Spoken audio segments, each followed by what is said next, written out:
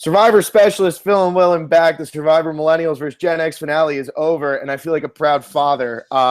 Adam just won. He pulled it off. We are ecstatic right now. Yeah, no, we're not supposed to have any type of favoritism here, but my God, this is a guy who followed us for our first 3 seasons, and then he's on our 4th full season, and he wins. This is awesome. This is just incredible. In the fashion he won it too. I mean, this whole finale was so up and down. I didn't know who was going to win. I mean, Jay goes out, then we have David going out of Final Four, and it was like Adam or Hannah. I'm like, Adam, you got to do this. And what a finale. What a season.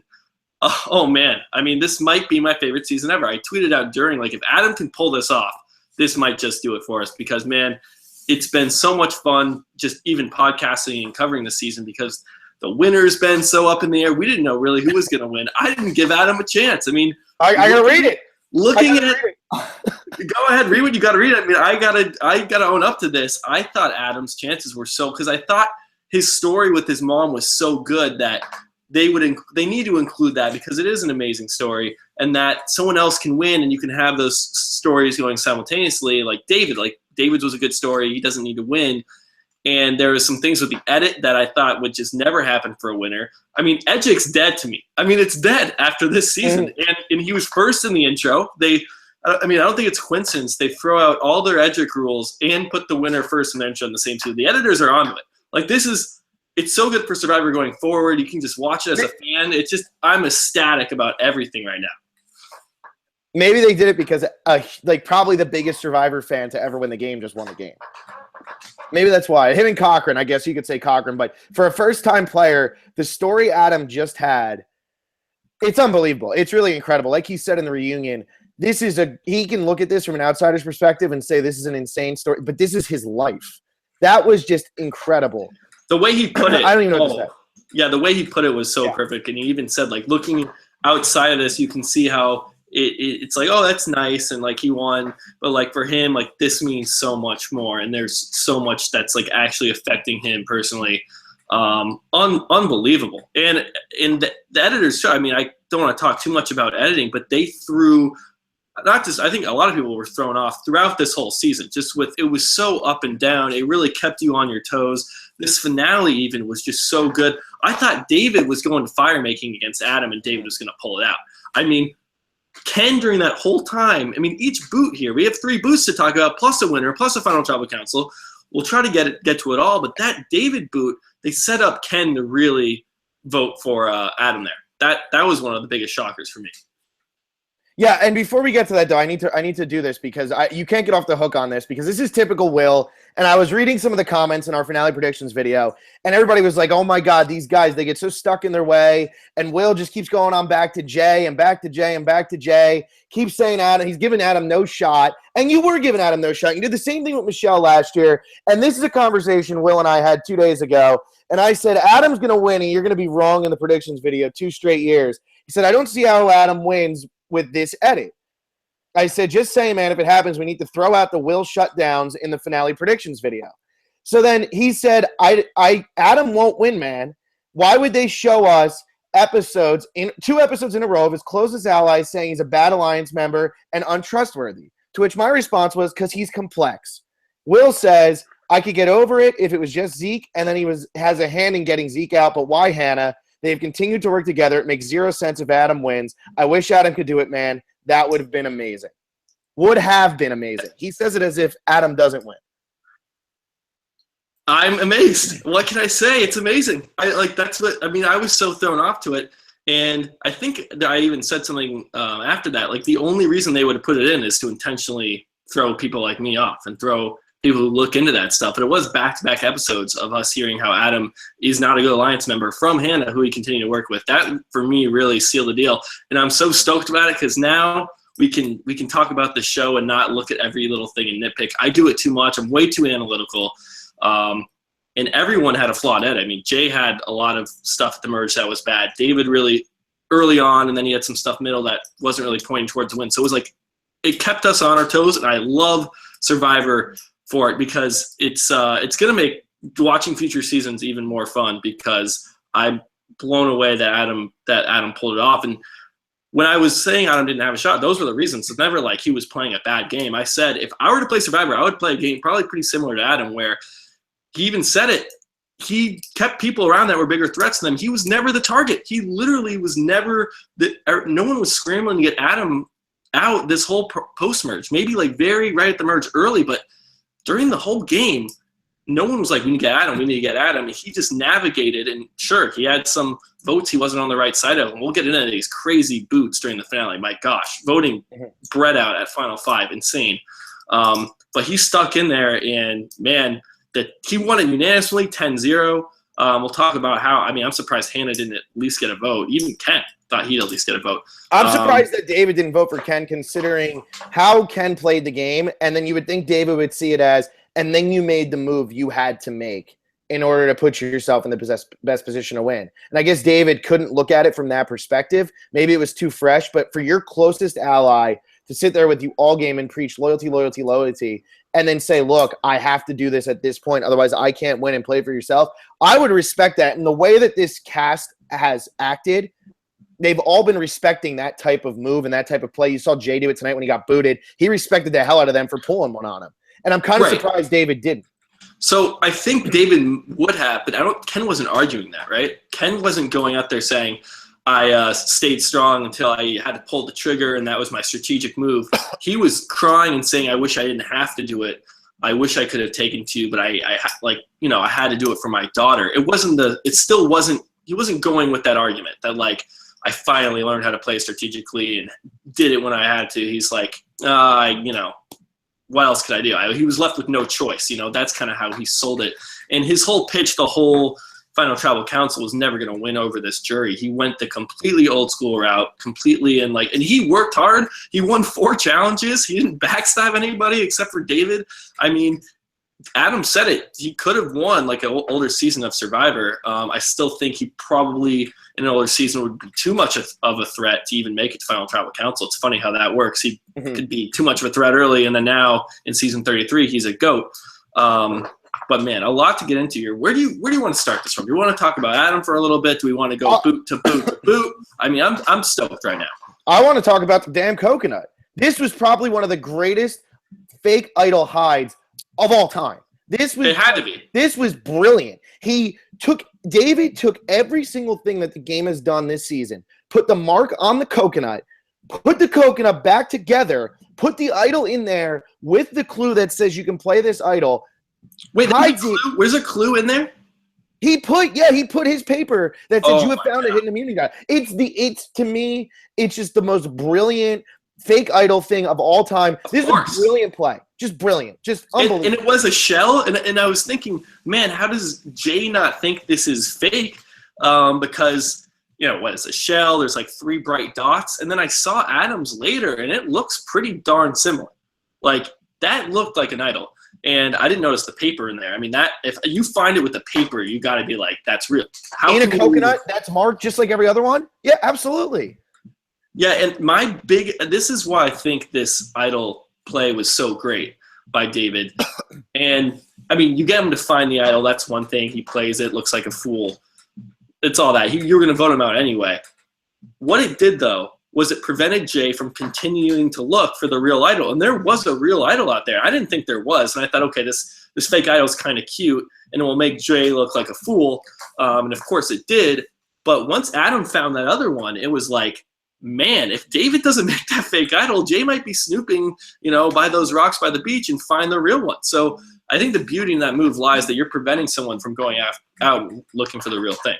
Well, and another thing that's going to be overlooked here is Jay's going to work a lot less hard to try to sway people because he thinks, what, if I can't sway him, I got the idol. I don't really have to worry about it. Yeah, he'd like to keep the idol. He'd like to keep the idol, but I think that he's saying to himself, well, if I can get rid of David, all I got to do is beat Ken. And he should have won that first challenge. Completely bonehead move on his part, not covering up his stupid numbers. Right, but in terms of the idol, I don't think that's what made it. I think Jay pitched as hard as he could, and I think they really were. There wasn't going to be a scenario where they let Jay get past there. I mean, I know David and Hannah seemed like they were totally on board, which I was shocked by. I was like, how is this going to happen if Jay makes it through this vote without with that winning immunity. That would have been ridiculous. But I do think Jay went all out as hard as he could, even though he knew he had a guy. I don't think he was sitting back whatsoever. We heard his pitch. It was pretty good. Yeah, I think that Jay made a very good pitch and said, look, guys, if you want to sit at the end and win, I'm going to be the person, people are going to be looking at me, and I'll be your shield, because he was the biggest threat. Although I still think David was a bigger threat than Jay to most people. I think they would have gotten rid of David before they got rid of Jay if they were able to. But, man, I thought that was so well done. Great fake idol play. Jay is so excited, and I loved Jay's reaction when he did lose, and he was like, oh, my God, you guys got me. Because that is just such incredible gameplay by David, and I do hope to see David again. I know some people might be tired of him. If you're going to play the game as hard as David just played it, I would love to see him play again. He was coming up with things. Nobody's thinking to do that. Yeah, everybody thinks make a fake idol, maybe try to hide it, maybe try to pretend you have one. But to put it in the coconut and make sure that your biggest adversary sees it. David played a fantastic game. It's a shame that people had to lose this season when it came down to that final six, because that's just a phenomenal final six. Yeah, I completely agree. And, I want to see David play again, but let's please not bring him back within 5 seasons. Yeah, I mean, that goes for everybody. Well, too bad you're getting Zeke and Michaela next season, which I'm actually okay with, because they went out so soon. And really, you think about exactly how much has happened since Zeke went out. And I'm kind of hoping that's what's happening with Jay and even Hannah. Maybe they'll save them for a different point in the show where they've had some time to let it sink in. Because, we're already going to see so many people from season 32 back so quickly. Zeke and Michaela, they went out pretty early. We don't need to see runner-ups from this season come back right away. Yeah, exactly. I still think, we have Ari back. We already talked. We discussed the whole cast, season 34 cast. If you want to see that full cast and our reactions to it, that's on our channel. I'll put a link in the description. But like you said, Zeke got voted out 9th. Michaela got voted out 14th. These weren't players that made that deep of runs. David got 4th place and was called a threat the entire time. If he goes back, he has no chance. Yeah. If Jay goes out there, he has no chance. He probably won't have a chance anyway, just because he's kind of that archetype, like that Aussie Malcolm guy that just isn't really ever going to have a chance. But I was happy that Jay at least went out early in this finale. Of course, I was big on Jay. I was wrong. Jay did not win. I was wrong about a lot of things. Still one of my favorite finales ever, even though I was so wrong. It would have been brutal to have Jay go like 4th place. So when he comes out the bat, finds this fake idol, starts rubbing it in people's faces, I'm like, all right, Jay's not winning. Like it really became clear to me within minutes of this episode starting. I was thinking all day, like, is he gonna do it? Can he pull it out? That was crushed immediately. And then I was like, all right, at least can we somehow get an Adam win, just a miraculous Adam win? And he did it. So that, amazing finale. And how great was the way Jay did even the reward steal? And I know a lot of people are going to look at how Will was this season, kind of like how I was with Michelle, where you get so high on somebody because everybody's kind of counting them out. So you're kind of like, okay, they're going to win. And you're still really rooting for them. And people start to overlook how well Jay played this game in reality. And that move to steal the reward, take the guy who won, and then take the guy who gave you the reward steal, who are also the 2 biggest threats in the game that you need to convince to vote with you.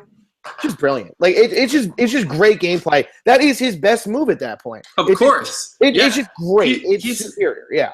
He's got nothing to lose. And the best part about it is no one is mad at you for that move. You don't have Hannah, Ken, or Brett sitting there like, darn, they were, robbed of nothing.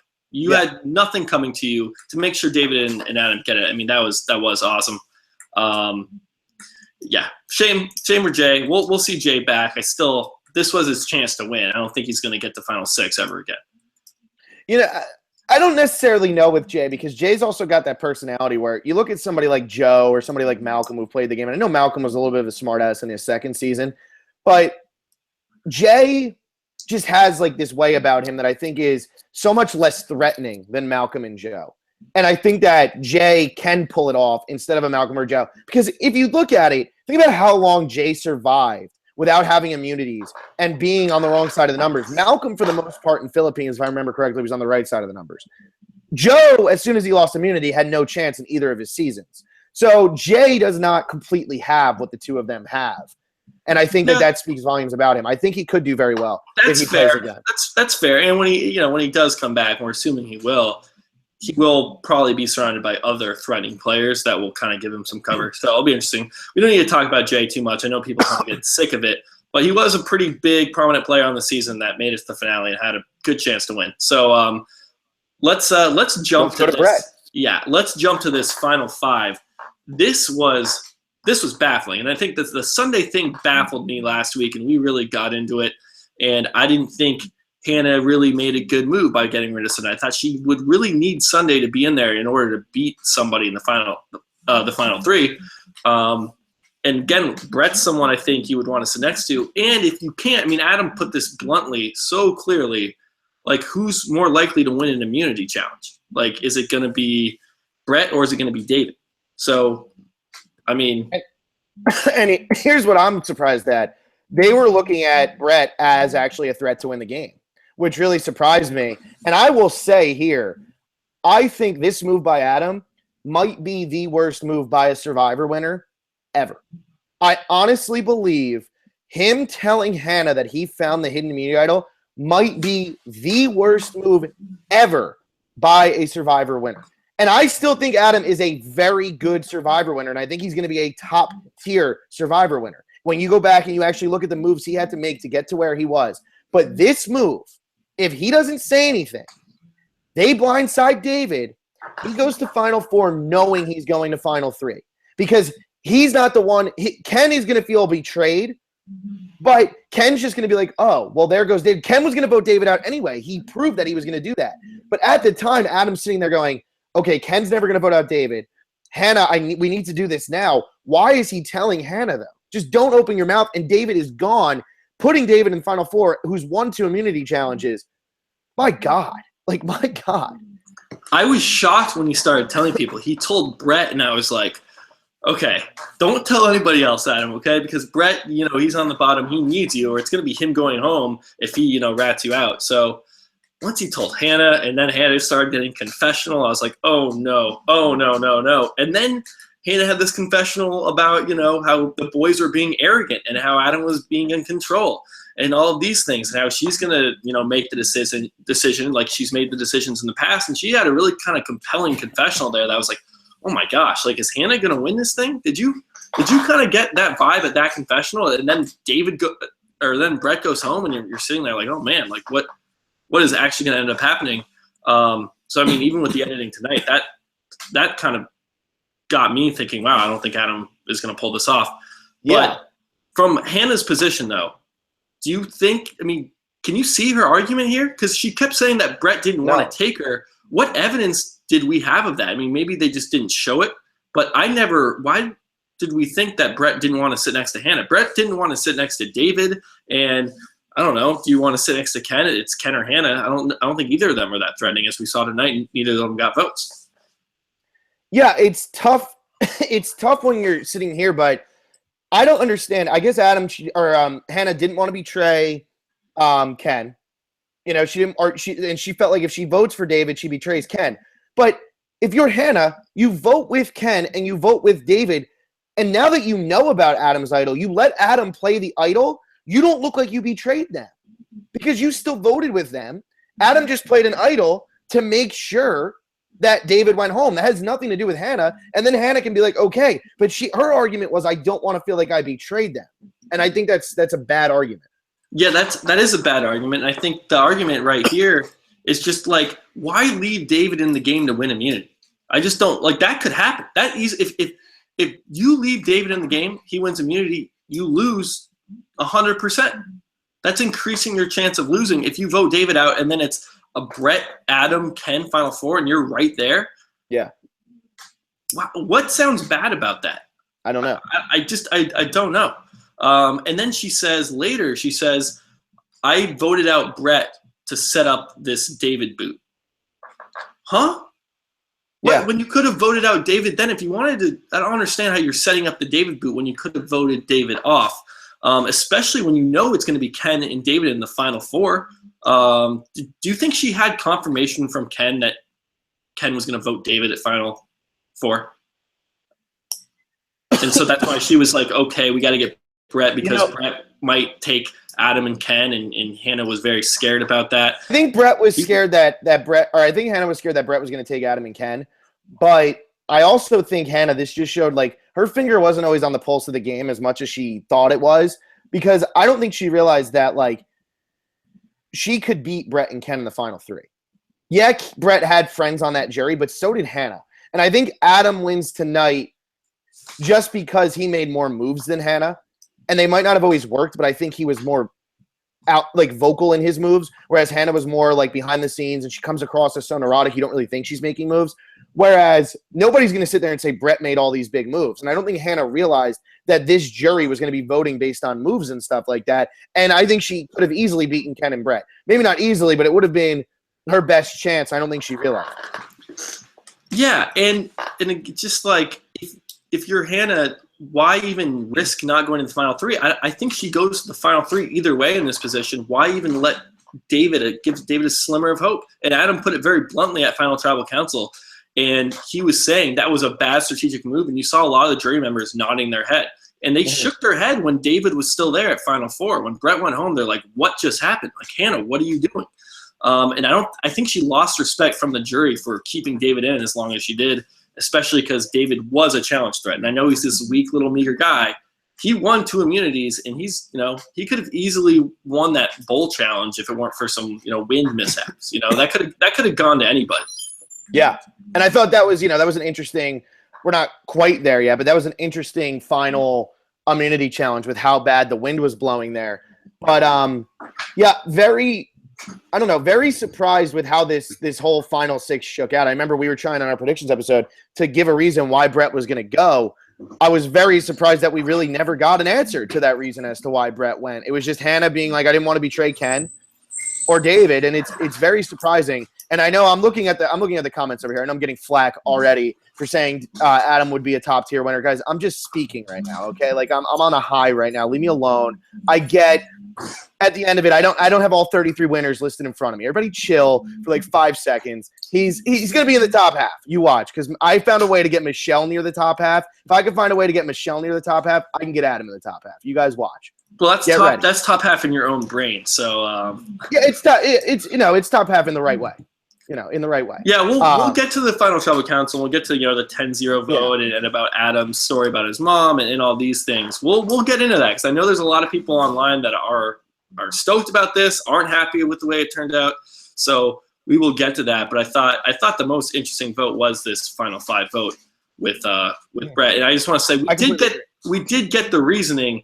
And Hannah just said she was afraid that Brett didn't want to sit at the end with her, and that was it. I mean, that was it, which I don't think is compelling enough, especially when you go with David and then you lose guaranteed loss. And I love how Adam just bluntly said to David, and this is I think why Adam won. He was just so upfront with his moves, and everyone was like, they got it. They might not have like totally been on board with everything he did, and he didn't have, I think, the best social game, but he was just like, this is how hard I'm playing. I'm telling you what I'm doing. He's like, I gave up that immune challenge so I could make sure David didn't win. He wasn't going back to get more bowls. He was keeping steadily ahead of David. That's all that mattered. So in case Ken fell off at like 11 bowls or Hannah fell off at 12 bowls, he was right there just making sure David had no chance. And I think that was a great move. That's what you have to do. And I think people respected that aspect of Adam. And, we'll get to the votes. We'll get to the 10-0. We'll get to that. I know that's what a lot of people probably want to talk about. Yeah, and what I don't think Hannah realized, and I think she was scared that Brett wasn't going to take her to the end there. What I don't think Hannah realized is Adam and Ken both were going to take Hannah with them. I honestly believe. Maybe not necessarily Adam, but Ken was not going to be like, no, we got to get rid of Hannah. Ken and Brett never really had a relationship. And I know Ken votes out David, but that was because he thought David could wipe the floor with him. He thought he had a better chance against Adam and Hannah. That's why he betrays David. I don't think that he betrays Hannah for Brett. And I'll tell you what, going into that final tribal, into that final immunity, Brett's done nothing to prove that he's going to win any immunities. He's never even been exactly close. And even it's like, how can Brett take anybody? Not only does he have to win immunity, he also has to secure at least 2 people. Like he would have to get Ken and Adam to all say, I want to write Hannah's name down. What are the chances of that happening? Why is Hannah worried about that? I don't understand it. I'd like better reasoning. It really doesn't make sense because even if Brett can sway Adam or Brett can sway Ken, which you're not going to sway Ken, it's still you get to go to fire. At least give it a go at fire. So dumb move by Hannah. I tweeted out during the episode. It's either like is she either going to win this thing or make the dumbest move ever because it came off as the dumbest move ever. But we kept hearing these confessionals about she's taking ownership of her game. She's not going to roll with Adam. She's going to, the boys are being arrogant and all this stuff. I was very kind of confused. Like, what is going on here? Yeah, and I thought as soon as that happened, I was like, well, Adam's done, 4th place, because he's going to have to go to a fire-making challenge at best against David, and he's going to lose, or David's going to win immunity, and Adam's going to be the one who goes home because they're going to vote him out 3-1. Because why would they vote out one of themselves? So I was sitting there, and I'm like, man, what a blunder by Adam. What a dumb move by Hannah. And congratulations to David, who played a great game and did deserve to win. If David makes the end, he's an incredibly deserving winner. And that's what was so great about this season is we were stuck with a bunch of very deserving winners. We probably ended up with the final 3. That was the mix of the second. This was probably the second least deserving combination, in my opinion. And I love you, Adam, but in my opinion, from what we saw, David probably deserved it a little bit more. And Jay might have even deserved it a little bit more because of what he did. And it's very crazy that you still end up with, like, what I believe is an incredibly satisfying winner when that happens. Yeah, and I think part of – and Zeke asked about the evolution of this game, and that was a setup question for Hannah that she could absolutely blow out of the park because she came up with trust clusters, and then Jeff would say that, and people started talking about it. Like, she literally came up with the game term. So cool answer for Hannah there. But Adam, I thought, had a really good answer. He's like, I kept people around that were bigger threats than me on purpose. And I know we've heard of Shields and maybe people that have 1 or 2. He's like, I kept 3 people, and I kept Ken who could beat them. And they didn't go out in the order that he wanted them to, but he was thinking about that. And I've said it. Honestly, I think Adam did play the best game here, and I think he was the most deserving. David was pegged a threat from so early on, and good job for him sticking around as long as he did. But when you have your biggest ally who promotes trust and loyalty nonstop, and he turns on you, how good of a game were you playing if you're that big of a threat? That's what I asked you. Well, I think you're playing that. I think you're playing a fantastic game, and I think he was almost playing too good. I think that's he made what it I mean. too apparent that he was playing very good. That's exactly what I'm saying. We're at a point, and this is where I'm getting back to Adam's evolution. Like, he's having people that are playing, he's keeping people that are playing well, and he keeps them around so it looks like they're playing too well. And you have Jay, it's like the same thing where he was labeled as a threat right at the merge, and in Adam, he's tried to get him out a few times, but I see where Adam's head was, and I would definitely use a similar strategy. I want people, because I don't think I would win challenges. I wouldn't be that good. I would say, hey, I'd team up with someone like Jay, someone like David, who are like everyone's talking about. Make sure they make it, somewhat deep, and then try to find your way into the final 3.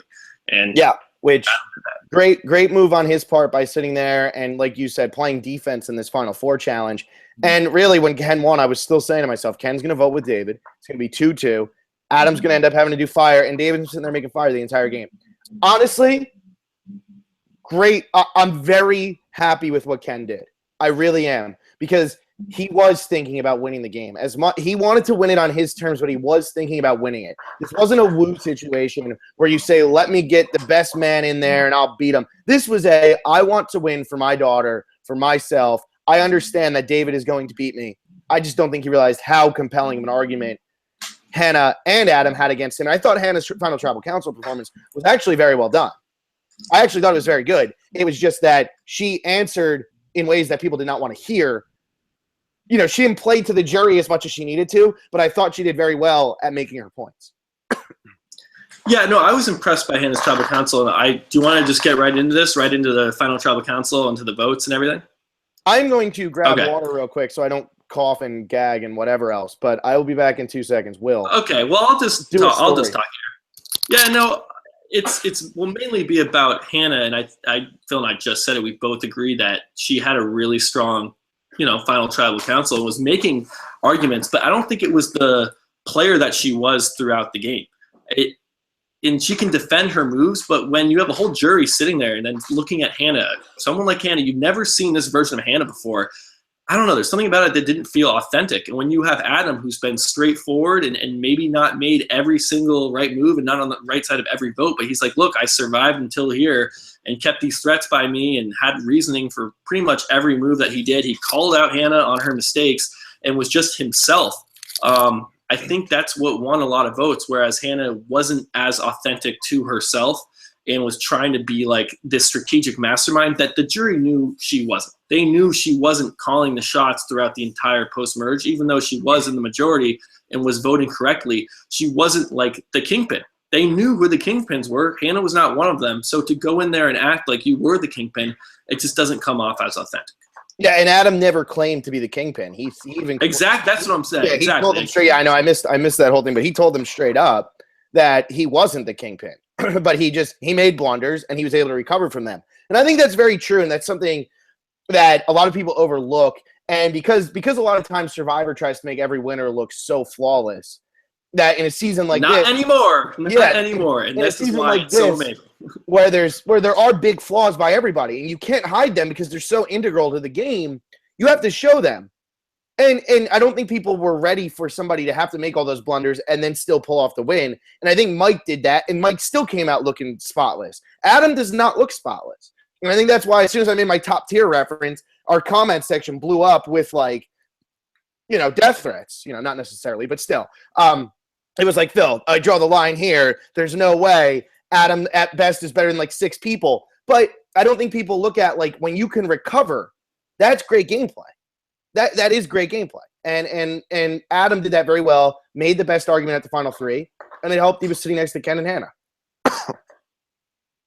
Yeah, it's helped so. I mean, look, we don't know how people viewed Ken and Hannah. We just don't know what the jury was thinking. If Adam is on that island and can just tell immediately that those two aren't going to get votes, then he doesn't have to play a perfect game. Just get to the end with those two. Are you okay, man? Bill's struggling over here. He's too excited. I've had it cold and I can't get rid of it. Yeah, you can cough. Just don't cough into the headphones and interrupt me. But Adam doesn't need to play a flawless game if he knows he can get 2 people that aren't going to get votes to Final Tribal Council. And now let's get to the question I think a lot of people want to hear about is this 10-0. He does mention his mom at Final Tribal Council. Do you think that was like the deciding factor? Because I don't think it was with Jeremy. I think at most it probably grabs 3 votes. With Jeremy, he maybe got 3 votes from that. Were they going to give this to Hannah if Adam doesn't say that? I really don't think so. I don't even think anybody was swayed, to be honest with you. I think that this was just a perfect ending. And you know what? To everybody who's going to sit there and say, oh, he used this to make sure he got all the votes and this is the reason he won, Ken was trying to use his daughter as leverage, and Hannah was trying to use her own personal insecurities as leverage. Why can't Adam finally bring up something that he has not brought up all game, except for the one person, while Ken's been bringing up his daughter left and right, and Hannah's been bringing up all her personal issues. And I'm not saying this is a bad thing. Like, I completely respect any type of gameplay like that because you got to do what you got to do to win. But I don't think that people should sit here and say Adam only won because of this, because why didn't Ken win for being a single father who just found out he had a daughter a few years ago and now he wants to win for her? Why couldn't he win then? Yeah, no, I agree. And this is something that happened, we got a little bit of this in Second Chance. And, did Jeremy get the undefeated, the 10-0? That's, I think, what it comes down to. I don't think these 10-0s happen without these 2 stories. And I'll say this, these are both strategic moves. And you can disagree, but when you don't say something the entire game long and then hold it to you're waiting to convince people to give you $1 million, you're doing that on purpose. And I don't think there's anything wrong with it. It's $1 million freaking bucks. Say what you got to say. And I still think both of these things that they were saying were completely genuine in season 31 and in season 33. So I have no problem with it. And say what you need to say to get the win. But I don't think either of these winners won solely because of these reasons. The 10-0 thing is up for the debate, though. I don't know who would have voted other ways, though. Because it seemed like... What about Jessica and David maybe tossing one to Ken? One of them probably... One of them Michelle tossed to Ken. Michelle, maybe, but like... To Hannah. Yeah. Maybe. But I'm still... I honestly think when Adam made that whole thing to Jay and he's like, why I'm playing this game, and he started crying, Nobody on the jury even looked shocked. I'm telling you, Jay probably said something to most of these people at Ponderosa. They might not show it. They might not say it, but I bet you Jay was like, exactly what I said. He probably said to Taylor, Adam's a good dude. We should vote for Adam to win. I really believe this. I do not think Jay's told anything. I disagree with you there. I rewatched it actually because Maybe he didn't tell them, but I do think that he was telling people that Adam was a better guy once he got out of the game.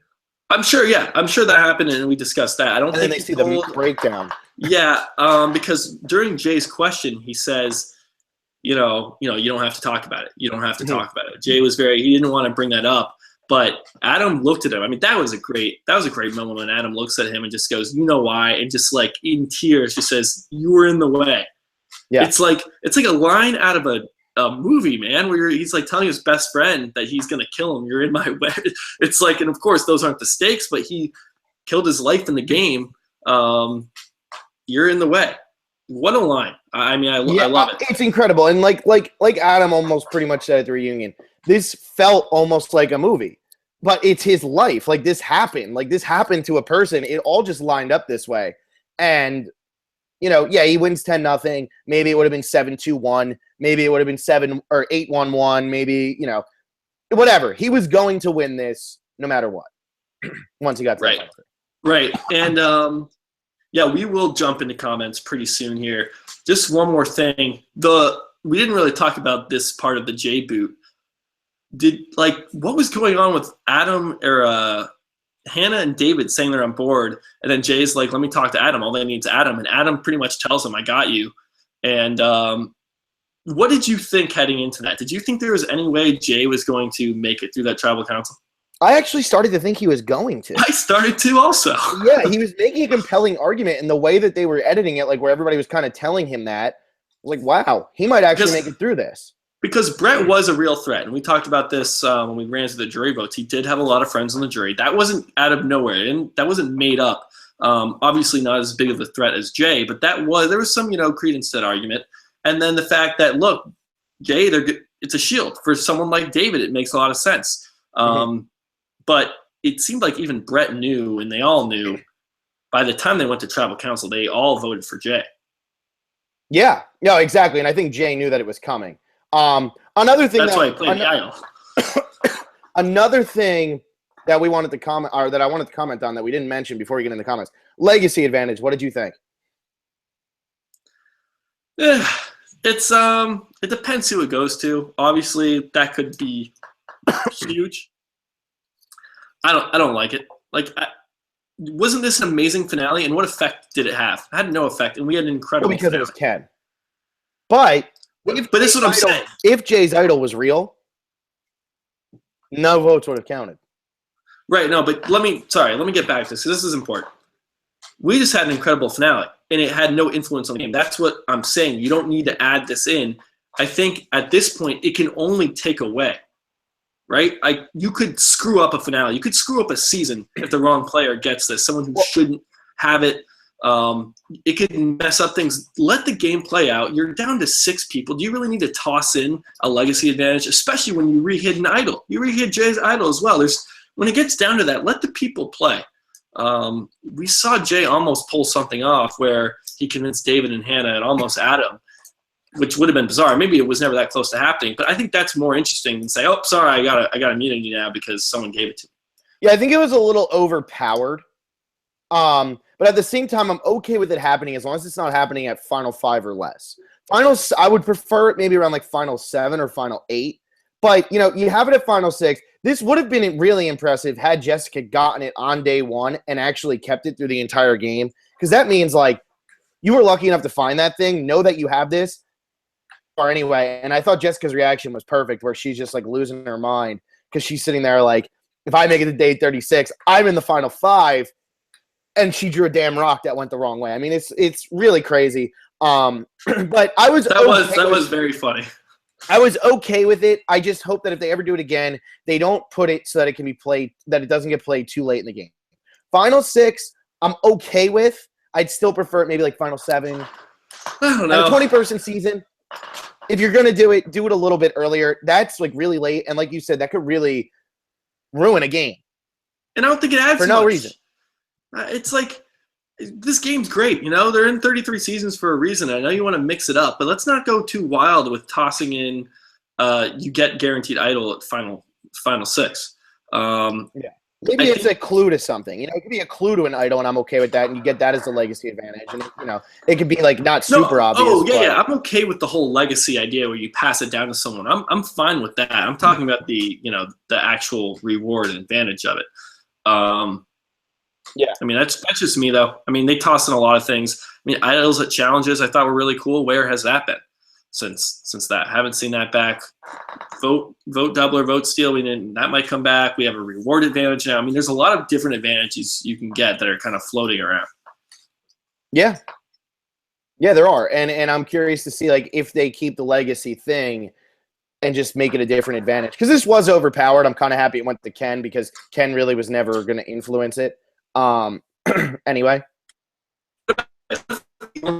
had legacy advantages because they wanted to pass. They just wanted that to happen, and we're banking on that. I'm sorry, I lost you for a second. What'd you say? I'm saying, what if the legacy advantage was the production was hoping that a Gen Xer would pass it down to a millennial and thus passing on their legacy? Mm-hmm. Maybe. I mean, seriously, maybe. Like, who knows? I thought they could just play that up. Who knows? All right. Do you want to roll the comments here? Yeah, let's roll the comments. I'm going to start with Twitter. These, I guess, were during the episode. But Giovanni Rihanna says, this was a pagonging from Final 9 onwards, but it was still exciting the whole way through. Was this really a pagonging? Because it's not. I don't know how it is. Because it was like David versus Zeke at Final 9 with their own people. And then we had, we had Will, I guess all of Zeke's Brett? people went. No, because Brett wasn't. Brett was one of Zeke's people. But yeah, no, because so the final it's a pagonging of Zeke's people. That's what he's saying. It's not like of the original 9. Yeah, which isn't a. That's not really a pagonging though. A pagonging is normally along tribe lines. Yeah, I see what you're saying though. Interesting. It didn't cross our minds. So I mean, that's what very exciting that we didn't even really notice that. Man, One Alliance definitely took over and dominated. Yeah. By the way, if you're commenting in the chat thing, I know I'm screaming out half of the things, but throw the comments onto our last video or on Twitter, and we'll read them because it's just a pain to go through the chat.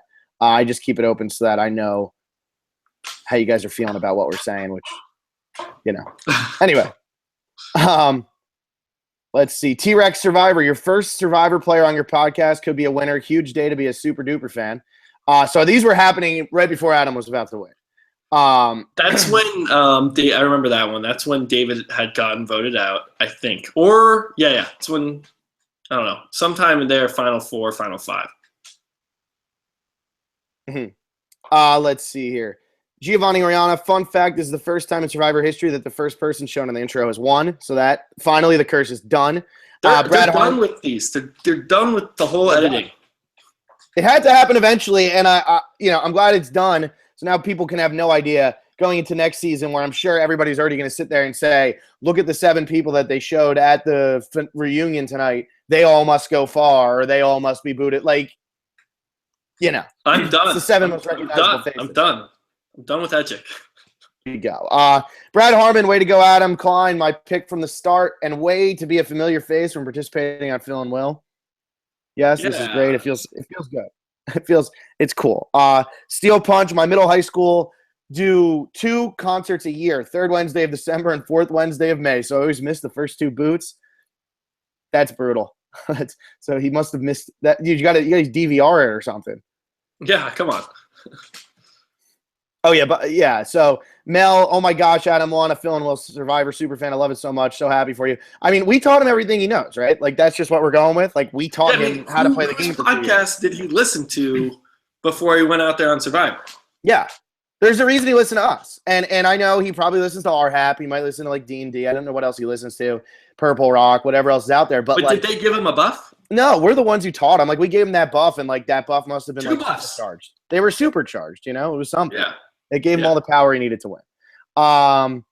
Let's see here. Steel Punch. Can you do a favor and say the buff winners at the beginning of the podcast, please and thanks? Well, too Okay. late. A little late for that, but we can get to that A little now. late for that. Will, you have the boot list scored, do you or no? I don't have the prop bet. I don't have the prop bet score because I was the one who was watching late, and I have the prop bet, and I forgot to send it to Will. All right, And I'll tweet it. I promise I'll tweet it. We do have a sole winner of the buff in the bootless game. It is Trey Corby who is in the lead heading in. I crunched some numbers before, and there's only like 2 boot orders that could have ended up in a Trey Corby loss.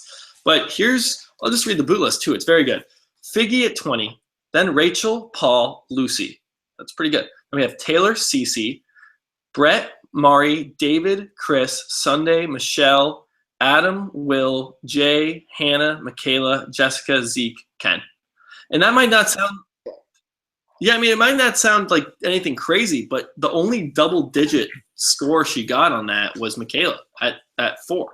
Everyone else was within single digits of their placement in the game. So good job, Trey Corby. We'll be getting you a buff, and we'll be getting in contact with you. Yes, for sure. So I will do the prop bet. I will tweet it. We'll put it into the can we put it into the description here, like who won, or can we not do that? What do you want to do? How do you want to like let people know? Well, we'll be back. I think this season's so exciting. I mean, we'll be back here. We're hopefully going to have Adam on pretty soon. And also we still have our Kickstarter going. We did hit our goal, but I mean, if we get more money, we're going to make this thing as great as we can. And there are 2 spots available. You can play the Eliminator game with a Survivor winner now, if you want. There's 2 spots open to donate to our campaign for Kickstarter. And that's pretty cool. We're going to have getting Adam's Eliminator picks every week, assuming he makes it, through the first few weeks. That'd be kind of sad if Adam gets booted the first week. Well, we got to make sure too. Like he's not like he's got to still be the same guy. Now he won Survivor. Maybe it didn't hit yet. Maybe now I have a feeling walking around with like a gold chain and stuff. Well, I have a feeling like why he donated to our campaign now, because I think he has some extra money lying around. Yeah, you think so? And he also had his donation to his mother's. We should put Live Like Susie, right? We should put a link to – does he have a foundation, or is it just the overall lung cancer thing? Because we should put a link to that too. Definitely, I mean, I think he has his own thing going, right? There was one – yeah, there's the youcaring.com. It's the lung cancer research nonprofit thing, Live Like Susie Memorial, which is his mother's. Okay. We'll get a link for that. Which I know he was raising for. And then there's also the other one that Survivor just did. Which just came out today, but he's had one that's been running throughout the entire season. Gotcha. Okay, well, if you're going to consider donating to our Kickstarter, donate to the lung cancer thing first, because that's far more important. But, if you have, extra money. If you don't, it's cool. Whatever. Just subscribe. That's all we ask. Yeah, we don't want to feel like we're getting money and all that stuff and throw money. Don't feel obligated to do anything with your money. We're throwing out any good cause that's there. And yes, the lung cancer one is a much better cause than our podcast. So if you have that, if you have a little extra money laying around and you're trying to figure out what to do. If you just want $1 million, Yeah. All right, let's see here. Keith Nails Tuck Tuck did the Adam broke the Survivor intro curse. I just wanted to throw that out because Keith Nails Tuck Tuck is the best name ever. Larry Miller, how many people had Adam as the winner in the prop bet and bootless game? I know for the prop bet, it was a lot. It was because a lot of people were big, knowing who he was. And I do know, though, for a fact that his mother being sick scared away a lot of people from picking him as a winner. I do know that because I know a lot of people. It scared me away. I had him as number 1 in my boot list. But in prop bet, it's CC randomly. But there were a lot of people that had him number 1 in the boot list for sure. Yeah. But I do know that did scare some people away because they thought he might leave because it was close. Like he said, he got back and it was quick. Crazy. I mean, I know a lot of people were worried that he was going to leave the game because of that. Glad to see he didn't. But and glad that he was able to get back in time. Let's see here. Mel, I'm literally bawling during this reunion show after Adam talking about his mom is the most emotional finale ever. I actually thought this reunion was pretty well done, too, and I know we never really talk about the reunions because we don't really have to. I'm glad Jeff jumped around to make sure he asked everybody who made the merge a question. He got Michaela. He got Figgy. That was what was important. Those were the I thought important 15. it was a good reunion, and we got a nice little, pretty good chunk of season 34 hype, so that was fun as well. I'm glad they gave Adam the time to really, share his story, and Jeff wasn't cutting him off, after everything he said, so that was nice to see. Yeah, and Hannah and Ken, that was fantastic. I love it. That was so great. That's something that I didn't think would make it into the finale. Yeah, that was phenomenal. And I love how Ken and Hannah are that's an odd couple right there, where it's they're not really gonna hang out in real life or whatever. They're never gonna meet each other and then here they are messing around with each other at the Survivor finale. And I love that they're both just going along with it and so into it. And then Chris and Brett were great when Chris said he lost his Survivor boyfriend and look how he adapted. And it was so well done. I thought this was just a great reunion. Finally, Jeff, you did something right. I don't know what the reaction was from everybody else. Oh, Jeff's done a lot right. We should give Jeff a lot of credit. No. You don't give Jeff any credit, Will. This is the first thing he's ever done right. What? I wonder what the reaction is about that reunion, because I know people are always so hard on him on that reunion. It's such an impossible job to do. I mean, because the reunion is a half hour. And it should be boring. I mean, no, it's an hour. They do an hour. No, it's that I watched it on a stream. It was 33 minutes long. Right. I mean, they plug it with ads every, Yeah, that's what I mean. It's a second. job. But yeah. Let's keep going. Let's see. Giovanni Oriana. Fun fact: Adam is the second winner to pick rocks after Tyson. There you go. Giovanni Oriana. Adam is the second winner to get 4 votes at the start of the merge after Yule. Look at Giovanni with these random facts. These are insane. Let's see here. Harold Rice. Figgy's bitter as hell, but as Jeff said, it was her choice. Oh, man. I thought that they actually handled this as well as they could have. I still love that Taylor just dies laughing the entire time. He just does. I love how Jeff was just oh, and Taylor, you're a father now. And he's like, yeah. There's nothing else said. And Biggie just said, yeah, the Figtails is no more, and that's it. And Adam's a father, or Taylor's a father. Yeah, well, yeah. Crazy stuff, man. Crazy stuff. And Curtis, this is Gamer Girl. How did Jay not know that idol was fake? It came with the note. It was in a coconut that was marked. I would buy it. I would completely believe it. Yeah, it depends.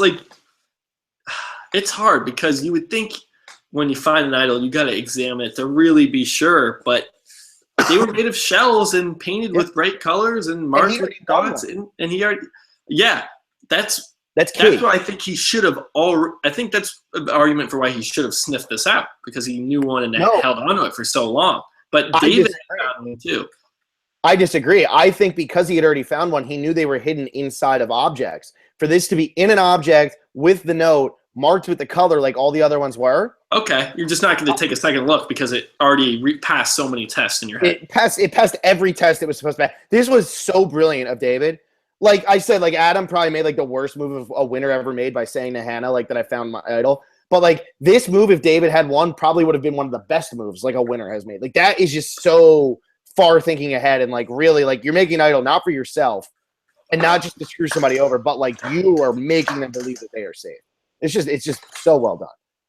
Yeah, it was amazing. I don't know where he got all that stuff. I just don't know where he got all that stuff and where he was keeping it. And when you get paint, it's the same thing as Bob. And this leads into our next question. Giovanni Rihanna. David's fake idol better than Bob's from Gabon, one of your favorite seasons. I think this is better than Bob's from Gabon because this had such a bigger impact. And Randy thought it was real, but Randy was going home no matter what that night. Well, I think Jay was going home no matter what too. This prevented Jay from looking any further.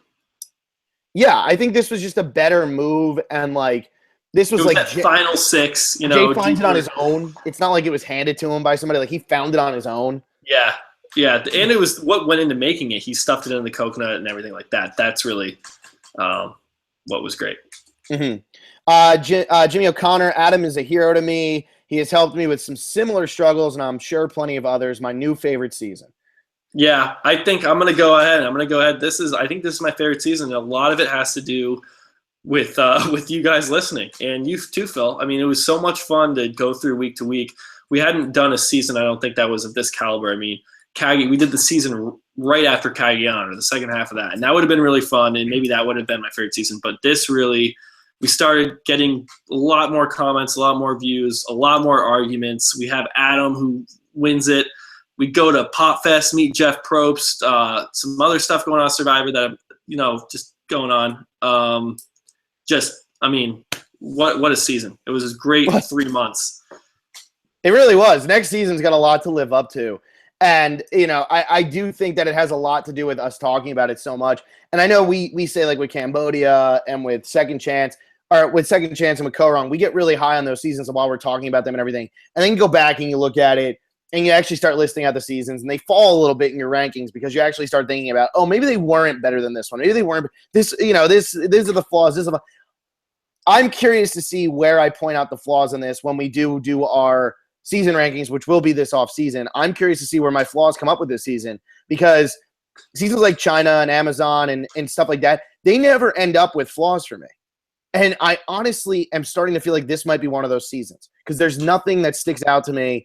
And somebody posted in the chat thing, and I'm sorry, I don't know who you are, because like I said, we don't really go through it. I just see it as it goes. But they said this is a 10-0 vote, and it was not predictable at all. With Jeremy, you knew it was coming. With this one, you're sitting there saying, oh my God, Hannah might actually get some of these votes. And going into this finale, you're not sitting there thinking this is going to be the final three. This was the second least likely final three, in my opinion. Yeah, we pretty much had David or Jay in every combination we did, because we thought at least one of them was going to be there and one of them was going to win. This was very surprising. And again, this is kudos to the editing. They showed Hannah having a lot of fight and a lot of grit at that final tribal council, and they really put doubt that maybe Hannah will pull this off. They include Adam saying, even if I don't win, I'm really glad to have been here and made it this far. They gave him that out, and they included that from his final tribal council performance. And then right when the votes had been cast, Hannah turns to Adam and says, I'm sorry about your mom, giving Hannah kind of that, compassionate side of her after they just battled and argued with each other and were at each other's throats. So the editors, I gotta say, this might be one of the best edited seasons ever, on top of an amazing cast and on top of all the other things I mentioned with what we've, been doing. So thanks to everybody who's listened, and thanks to Survivor. I mean, they just keep delivering, and this isn't just us saying this is one of the best seasons. I think across the board, people really had a lot of fun with this cast in this season. Yeah, they finally came around. I feel like people finally started coming around to it, and I know at the beginning it was people were a little skeptical, but I mean, this really came around. Giovanni Oriana, I haven't been this excited for his season of Survivor since Cagayan and Cambodia. Millennials vs. Gen X, the top 10 season, in my opinion. Gamer Girl, do you think we'll see the legacy advantage or vote steal again? I think you'll see both again, and I think you might see them as one thing soon, where you might have a legacy advantage that turns into a vote steal. Absolutely. I think we'll see both, because the show's not stopping. It's not slowing down. Yeah. We're going to get a lot more seasons, and they're going to need to pull stuff and twists and everything like that. We're going to see it all. Yeah. Gamer Girl, guess not all Phil and Will crushes / man crushes mean that they're going to win. Sorry, Will. I was sad when Jay left, though. Poor Will. I felt for you, man. Yeah, I mean, look, preseason winner pick, defended his move saying he could win. And then it turned into this big thing where it was he can't win. And so we've been over this. It's I defend him, and then he lasted till final 6, made it to the finale. I mean, great character. I thought a lot of fun. That Adam J relationship, I think it's the best relationship in the history of the show. And that jury question too, that you were in my way. What was the exact quote? You were in my way. I mean, I think it was something like that. It's awesome. Yeah. Let's see here. Cute Nails Tuck. I felt really bad for Kenny. Could have gotten one vote at least just for the sake of it. What do you think? Honestly, I believe that Hannah and Ken both should have gotten a vote here tonight. I mean, Ken, you can say what you want about Ken. He wasn't really a gamer and all that. Him voting David off, if I'm David and Adam's going to win, I'm throwing my vote to Ken to give him second place. After everything you guys went through that whole game, Ken really did help David out a lot and help David build his confidence. And yeah, I know that he ended up being the one who voted David out, but I really did think that David would throw him a vote and almost be proud of him in you actually came into your own and realized that I was going to beat you type way. And it didn't happen, but I'm a little surprised. 10-0 jury vote, and we got one of these 2 seasons ago. Why are these happening more frequently now than they were in the past? I mean, the first season of the show, it was 4-3, and then I think it was another 4-3. The last time we had a one decision vote, I think, was Nicaragua. It was 5-4. What's going on here? Is this because people are talking? People could talk before, and I know we touched on this briefly in our predictions episode, but to get another 10-0, something's up. I don't know if something's up. I just think here's the way I look at this. Are you there? Because you look frozen on my screen. Can you hear me? Yeah, I don't know. I can't hear you, but anyway, I'll talk. Hopefully I'm coming through to people because I don't know if Will is or if one of us is cutting out. But I think that what happened is you look at like the seasons after Nicaragua. Redemption Island Rob was obviously going to win in a landslide. And I know Philip got a vote, but you knew he was going to win in a landslide. With South Pacific, Sophie did only win that, I think, 5-2 or something like that. Like that one was a little bit closer. And then you go to One World. Obviously, Kim's going to dominate. Philippines, Denise is going to dominate. Karamoan, Cochrane's going to dominate. Blood vs. Water, Tyson's going to dominate. Like Cagayan, Tony's going to dominate. San Juan del Sur, Natalie's. So you're saying it's essentially you're saying this is just a statistical anomaly. Like this isn't. There's nothing different that's going on now than that wasn't happening before, and that this is seasons and the winners that we've had, and we could get a close one. We just haven't gotten a while out of pure chance. Yeah, I just think. Well, I mean, but not for nothing. The Michelle Aubrey one was. I think it was what 5-2. 5-2. Did Ty get a vote? Was it 5-2-1 or was it? I think it was 5-2, but again, Neil did get kicked off. Yeah. That would have been an Aubrey vote. So, yeah, I think it just comes down to that. What's happening right now is the best player or one of the best players is sitting down next to two goats.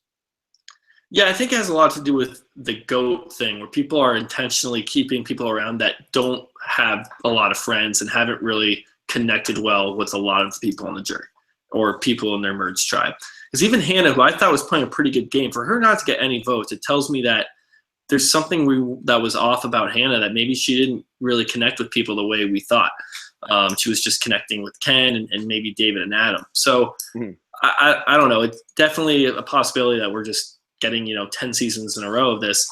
Another thing, though, is I think the vote, why you vote, has changed. And I think it's way more based on game moves now and just the overall game. And I think it used to be more personal before. And when it's more personal and there were like tribes, that there were fewer swaps, people would tend to vote with their alliance. And now we're getting to the point where people don't even have alliances. People are voting with different people each week. And when you have that mentality, it's like it just becomes so much more, I don't know, it's like more objective. You're not voting on who you like. You're voting on strictly game stuff. You see what I mean? Does that make sense? Because if you vote on who you like here, you might vote for Ken to win. Exactly. And I think that's how votes. Socially awkward, but I think people genuinely respected Ken. Right, and I think people got along with Adam too. I'm not saying people didn't like Adam, but for it to be 10-0, it just kind of raises your eyebrows a little bit. And I think it really has to do with people are kind of all now, they have one criteria, and they're all the same criteria. Before, I think there was a lot of criteria. It wasn't really decided. You weren't really told how to vote. Now you're being told how to vote. Jeff says every tribal council, you got to make moves, you got to take out threats, you got to do all this stuff.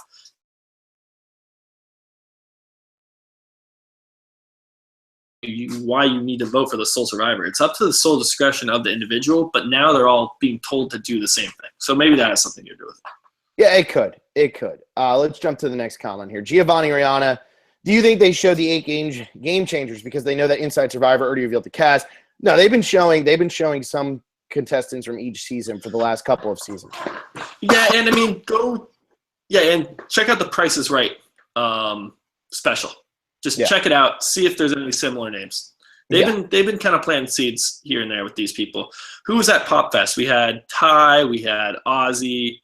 So they know what they're doing. And you know what? I don't think this means anything that these are the people who were there. I don't think it means a thing.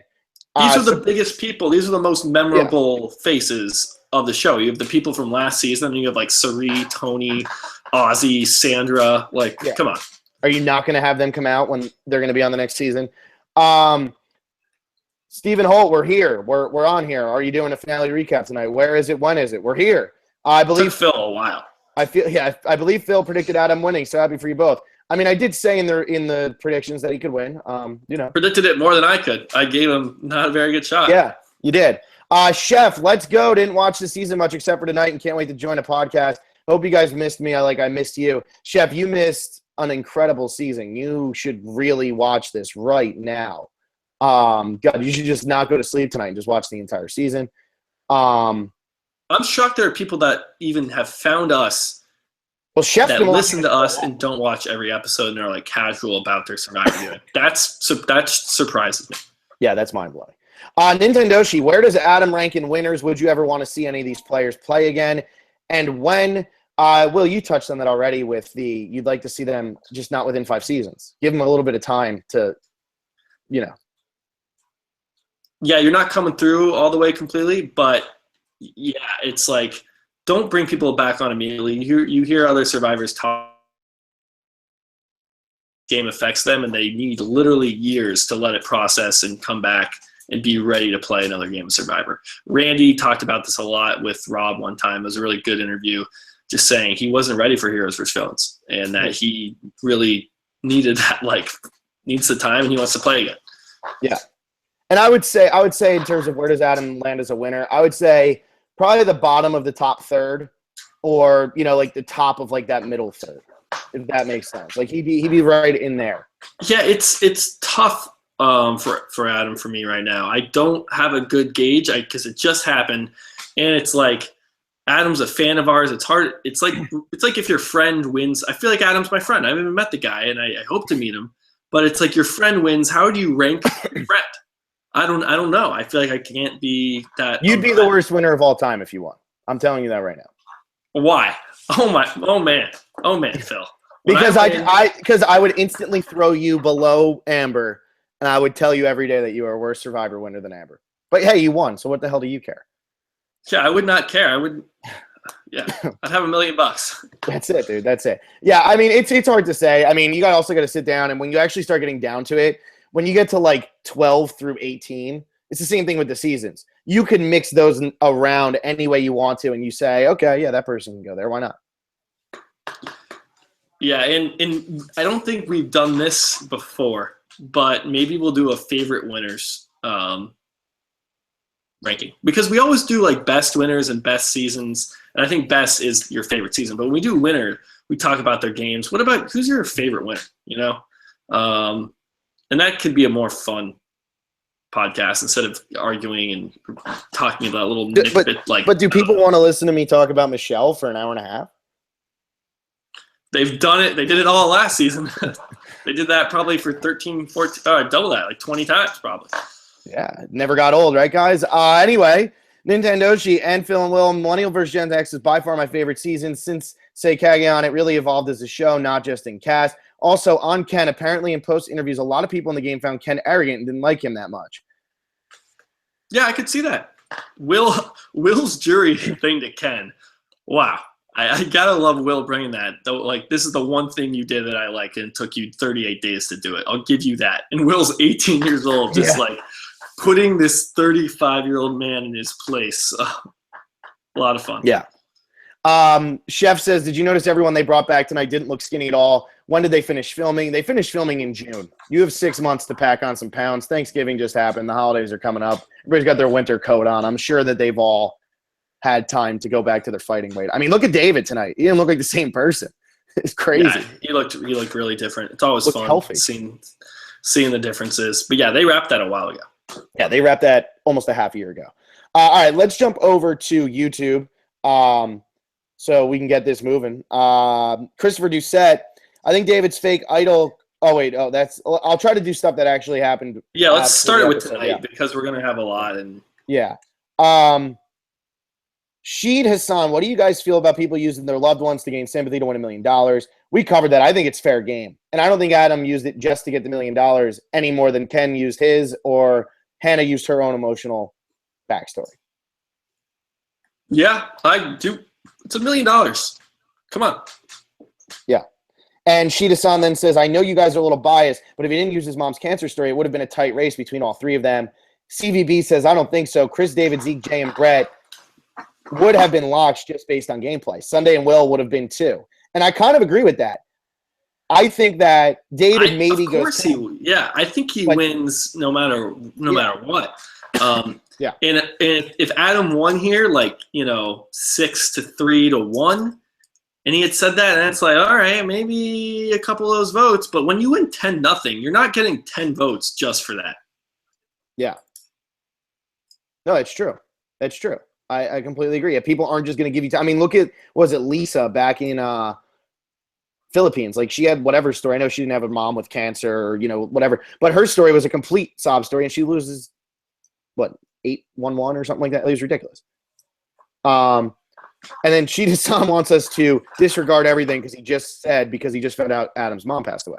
So, anyway. I don't think that should change your No, it shouldn't change your opinion. Once Acosta, I'm angry at this. Adam deserves all the congratulations for this win and best wishes all around, but seriously, become a jerk in Final Tribal Council, then win by basically pulling a Jeremy just stinks. I do sympathize with him, having lost my mother in an extremely similar way, down to her death being near me, but as a fan, I'm angered and conflicted. See, I don't agree. And I'm not just saying this because of Adam. I don't agree that he just used this to get people to vote for him. Yeah, how about we do this? Let's do a rundown of jury votes that we think Adam had locked up before mentioning his mother. And if he hits 6, then we can't really say that he would have, not won if he hadn't brought that up. So, Michelle's someone I think could have gone to Hannah, but in all likelihood, her vote was going to be up in the air based on the arguments they were making. But let's say Michelle goes Hannah. I don't know. Do you want to do this right now, Phil? Yeah, let's do this. I'm down. I'm totally down. We have a lot of comments that are mad. Okay. We have Taylor. I think Taylor is going to go Adam 100% here. He's buddies with Jay. Jay is going to pull Taylor's side. We talked about this. It's at Ponderosa. This stuff happens. Taylor's going to go Taylor's going to go Adam with his boy Jay. Then we have Chris. Is he next? Yeah. Chris, he was the one who was advocating for Adam out of nowhere for a reason that actually didn't make much sense, but still, that's what he thought, and I think he, thought highly of Adam out of the other two. And we don't have a relationship. It's really funny because Hannah's the one who actually convinced Ken to switch the vote. But anyway, Right. Right. Chris goes Adam. So Adam has now got 2-1. Then we go to Jessica. I think Jessica. Do you think Jessica goes Ken if it weren't for the Adam thing? I don't know. I think Jessica was a player and she was playing hard and she knew Adam was playing hard. And they had a real alliance, Jessica and Adam, because they were on that. For argument's sake, say she goes Ken, though, because she did give Ken the legacy advantage. She was a big fan of Ken. She really liked Ken. Let's just say, for argument's sake, she votes for Ken. Okay. That could easily be an Adam vote, though. Just saying. Okay. Yeah. Then we go to Zeke. Could go Hannah. Not going to go Ken, but could go Hannah here. I don't know. Do we want to take every vote that's not a lock and give it to the the floater? If you want, it's okay. So now it's 2-1. Okay. Then Will was gonna be there with Jane Taylor. He's voting at him, and he's like the young male. He's gonna vote for his his kin kind of. Mm-hmm. Yeah. Okay. Then we have Sunday. I think Sunday would go at him. Vote at him no matter what. That's 4-1. What do you mean? Do you think any chance of Hannah or no? I think Adam worked with. I don't think so. Sunday later. No, because Sunday knows that Hannah voted her out. That was Hannah's idea. Yeah. So yeah, and then Brett is going to do what Sunday and Chris do. I'm pretty sure. And he liked Adam. I mean, Adam also was the only one who voted with Brett because he realized it was a dumb move to not vote David out. So yeah, Brett's going to vote for Adam. Yeah. Yeah. He's already got 5. Then we have Jay is on the jury. That's 6, right? 6. And even if David votes for Ken, it's 6-2. So Adam wins, even if he doesn't bring this out. Okay, so let's just quick recap. Okay, let's give every possible vote that wouldn't have gone to Adam to somebody else. So Michelle, let's just say she goes to Hannah. Then we have Taylor going to Adam. Mm-hmm. Chris goes to Adam. Jess goes to Ken. Mm-hmm. Zeke goes to Adam. Will goes to Adam. Sunday goes to Adam. Brett goes to Adam. Jay goes to Adam. Yeah. Right. And then David goes to Ken. We didn't even say, and it's 6-2.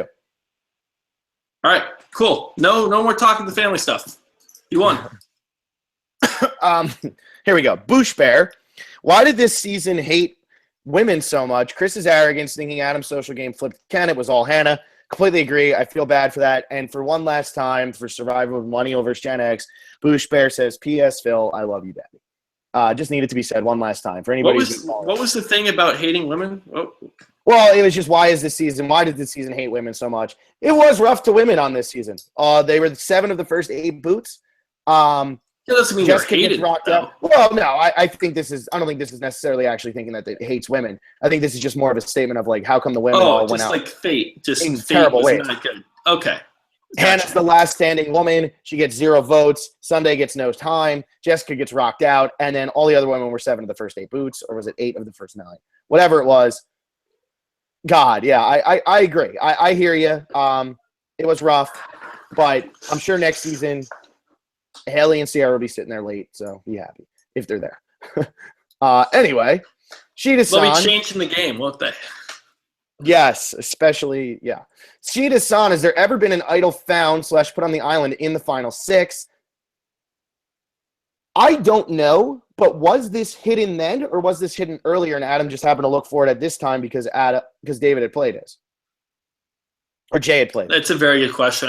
It's something we'll never know. I mean, you got to think, my first thought is that this was hidden at final 6. That's what I think. Could it have been hidden when David misplayed his idol? Possibly. Or Adam played his. Yeah. Yeah. Maybe. We'll never know. And they're not going to pull it till final 5. Because you can play it at final 5. So they're not going to pull it till after final 5. Yeah, nobody's going to look for it after final 5, so it doesn't even matter. Yeah. When's it cost? The 2 odd things I noticed about the Survivor 34 announcement. Jeff announced Michaela returning, but not Zeke. And I love how desperate Jeff was with Sierra. Sierra, pause. She voted out her mom. Like second chance didn't even happen. It's really funny. I did notice that. He just loves saying that. That's Jeff's new catchphrase. Oh, it's been his catchphrase since it happened. She voted out her mom. God, you can't believe it. He was screaming that at the 2 of us while we were doing the challenge with him. He just kept screaming, she voted out her mom. And we're like, Jeff, she's not here. What are you doing? Like, what's on wrong? Game Changer. She changed the game. Jeff, what? What? All right, Gamer Girl. Couple of small editing errors I noticed. One, they put a commercial break while Jay was still doing his confessional. Thought that was really weird. They got like I saw that too. I thought that was my internet stream. Yeah. No, I didn't think anyone else had that. I thought that was just me. Funny. Good catch. Yeah. And then 2, having Ken and Hannah talking at the same time while Ken was starting a confessional. Am I the only one who noticed these errors? Didn't take away from the awesome finale though. And then Johnny Talk Sports says, yeah, it kind of freaked me out a little bit. And it was about to be interrupted for a breaking news story in my area. That must have been quite fun. Whoa. It shows up, breaking news, Adam wins Survivor when it's not happening. Yeah. Let's see here. The Real Negro. I know you guys are big Adam fans. I'm not disregarding his win, but Ken should have won this one. Good one. People talk shit about Ken all game, but he made the decision to vote Dave out, no one else. Chris and Brett acting like Ken was a bitch just made me so mad. And something needs to be said about the sympathy vote. Sorry I'm ranting, but I know you only want one comment. Adam probably would have won, but Ken could have made it close. Ken was never going to win this. He just wasn't going to win. I called this out, I think, episode 3, that he was not a Survivor gamer. And the way this game is played right now, no one like Ken is going to win this game. If you're not participating in strategy discussions, if you're not, at least open to thoughts about flipping against your alliance, you won't be respected as a player. To be the person that does work around camp and catches food, that's not enough anymore. If that's all you're doing, you're looked at as someone whose head is not in the game and someone that won't get votes. That's why he got dragged to the end and got no votes. Someone like Ken will never win this game again. It's done. That's not how Survivor is anymore. He didn't get dragged to the end. He won immunities to get to the end. Ken did. Right, but I think Ken was going to go to the end. Honestly, because he was such a big challenge, this proves my point, I think, even more. Usually someone like that you want to take out early. When Ken didn't have immunity, no one was worried, like, we got to get rid of Ken. He can win his way to the end. No one was worrying about that because of how he was such a non-threat strategically and socially. Yeah. Dennis O'Connell, Michelle was a better winner than Adam. I know you guys are friends with him, but wow, he made so many mistakes this season. He just got lucky. He was just lucky no one was bitter. Out of the final 3, Ken should have won. I think Jess and Dave voting Adam shows what Adam's story did to the jury.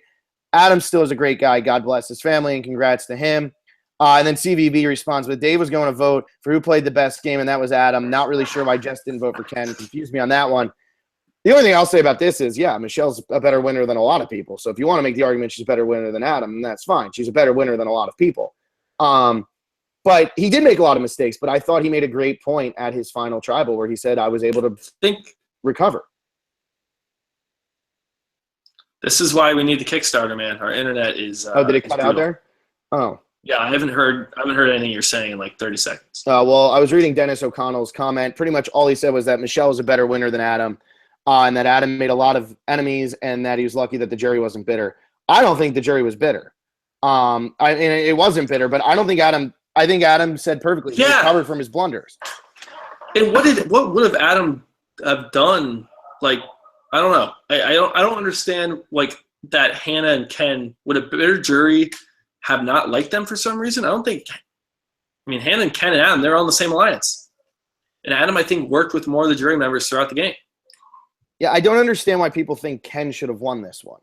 Like, Ken didn't do anything game-wise. He was just a nice guy. And, like, yeah, he was a hard worker and he was a nice guy and he won immunities. But, like, if you want to say that Adam made a lot of mistakes, he put himself in position to make mistakes by actually making moves. Ken didn't do anything.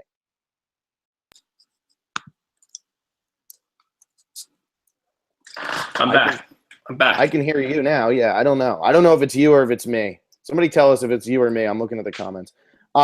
Anyway, Dennis O'Connell, I love how Jeff tried to make everyone seem like a game changer. I guess we have to hear the BS Sierra vote at her mom. God, I hope she is the first boot. What a joke this season is going to be. Jeff has said that it's actually really, really good. And I know he said that before, but coming after Millennials vs. Gen X, you can't say, oh, yeah, season 34 is great. If he's saying this right after the season we just had, I think we're actually in for something pretty good. That's just me. It looked genuine when he said it. Of course, that's Jeff. Yeah. And Mary Duda 444. Okay, Phil, some damn credit. You just copy my opinions. I don't really know why, if I'm copying your opinions. I don't feel like I have. But yeah, thanks for comment on our video. I know you probably have, and we just haven't gotten there yet. But anyway, Gamer Girl, now that Michaela's officially been announced by Jeff himself to return for next season, I can officially reveal why I wasn't upset when she went home, because I knew she was returning next season. Am I correct in assuming that people, especially Phil, knew why I was in the minority on her going home? Knew that she was coming back. So yeah, I do think a lot of people were huge fans of hers, and that's like there was a lot of devastation once Michaela went home. She was a big fan favorite. She'll be fun to see back. And what, she's on the same tribe with Sandra, I believe, right? Yeah. That's going to be good. I can imagine that being pretty entertaining. The two people on this cast, I actually looked at the cast again, now knowing we're getting these two people, and they do a lot to make me think this is going to be a great season. I can't tell you, like, when we first looked at it and I didn't have those two names from this season, and you look at it now, it looks like an entirely different cast, because you're like, wow, Zeke's going to be interacting with like Tony. How's that going to go down? I don't know. It's going to be fun. Yeah, it is. Still not exactly what you hope for, but it is definitely going to be better with these two names. Dylan Peddle, so glad Adam won. It sucks that he succeeded in his dream, but can't enjoy it fully because of his mother's passing. Sucks even more than he did all this to try to bring his family joy, and his mom didn't get to see it. How would you guys rank him as a winner, both strategic-wise and character-wise? I mean, we kind of talked about this. As a character, I really enjoyed, though, watching Adam play. I know, like we were obviously going to be fans of him beforehand, so there was a lot more invested here than we've ever had invested in a Survivor player. And it's not like we don't personally know him. You know what I mean? Like, we've tweeted at him and stuff like that, but we don't personally know him. So this was still like, it's still not like your best friends out there playing the game, but we had so much more invested that as a character, it's really hard for me to judge how he is, because I just really enjoyed watching him play, and I thought his story was absolutely phenomenal. Yeah, I mean, as a character, I thought Adam was fun, because you get these like super fan stereotypes sometimes, and they always pick like kind of nerdy people, and like Cochran, and it's just like, oh, Harvard Law. It's kind of like playing that up, and Adam he's like a pretty just normal guy who just loves Survivor. He's just like a super duper Survivor fan, loves the game, has been watching it forever. And I don't think we've gotten a character like, I mean, maybe Spencer, but Spencer would play up his chess skills and things like this. And he was on the Brains tribe. And I don't know. It was really nice for someone like the super fan underdog to actually pull out the win. I don't think I mean, Cochran did it, but again, I think this is a different character than we've seen before. Yeah, I agree, and I think that this is really great to see because you do see so many times like here's the super fan and they're super nerdy or they overdo it, and like you said with Spencer, like he overplayed his own intelligence.